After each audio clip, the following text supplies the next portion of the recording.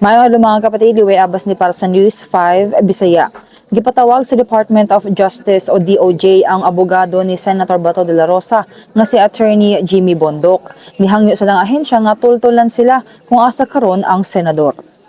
Naay warning si Justice Secretary Frederick V. Dacang Bondok. Ang ingon niya, walay excuse ang abogado kung apil siya sa pagtago kang De La Rosa. Pero nitubag si Bondok nga wala siya masayod kung asa karon ng iyang kliyenteng si De La Rosa. Unya, dili labo tinuod nga armed and dangerous ang senador. Nisaad-sad siya nga makikooperate siya sa DOJ. Niingon sa DOJ nga kinahanglang kanselahon na dayon ang license of firearms nga panag-iya ni De La Rosa. Mismo si Vida Nacono ang makigistorya sa Philippine National Police o PNP para iparevoke o bawion ang mga lisensyadong armas sa senador. Una nang giingon sa National Bureau of Investigation nga dunay 118 licensed firearms si De La Rosa. Mga salamat kinatong balita, magpadayon na sa pagbantay sa social media pages sa News 5 para sa mga balita ug update.